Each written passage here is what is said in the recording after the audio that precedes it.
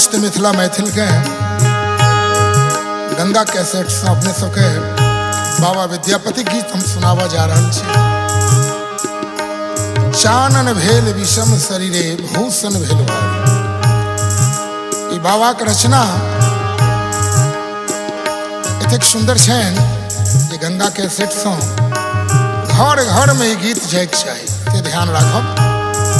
और समस्त मिथिला से हमरा हाथ जोड़ के विनती है कि गीत के अपने सब सुनल जाओ घर घर में बच्चा बच्चा और आनंद ले छी किछ शास्त्रीय मूड से।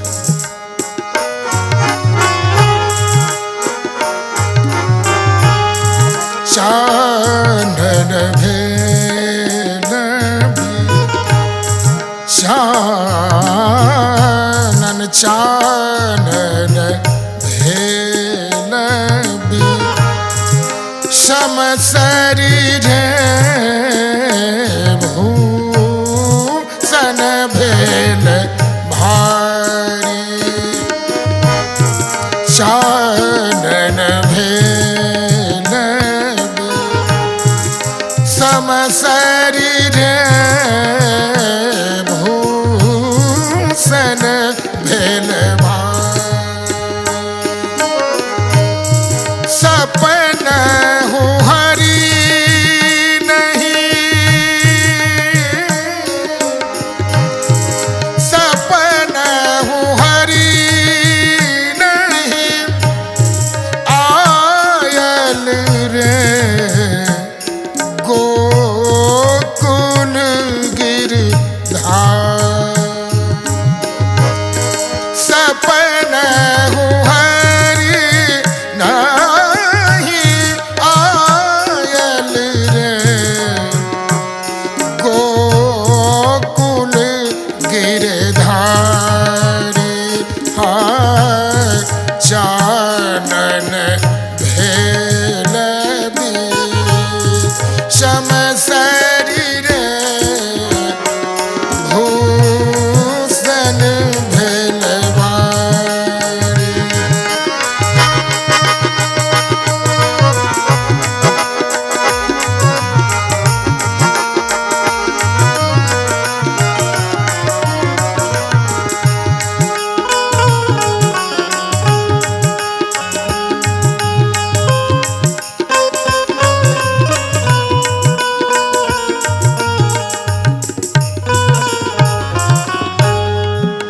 पहला घर एक सरी ठार है कदम तरी रे पथ हेर तिमुरारी।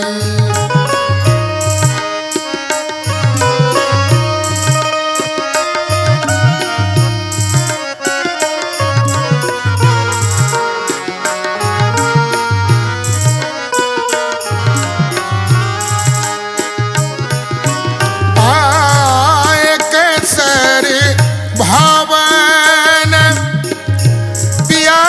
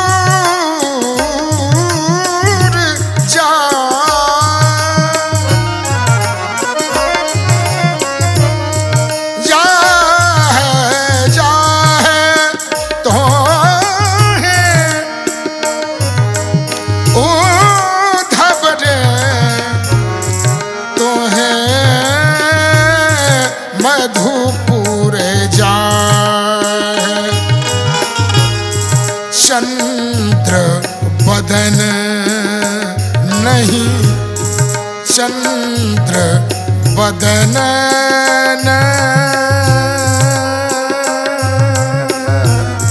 चंद्र बदन नहीं, जियत रे वर लागत भारी।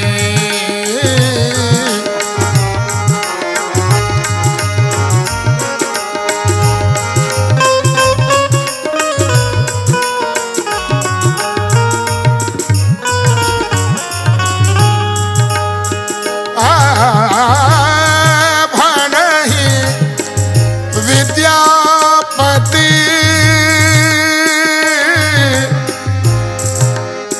भनहि विद्यापति,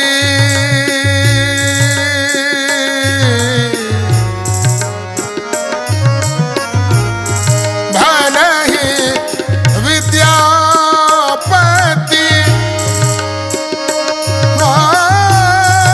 मन दय रे सुनो गुणमती नारी। भनहि विद्या, भनहि विद्या, भनहि विद्या भक्ति गान रे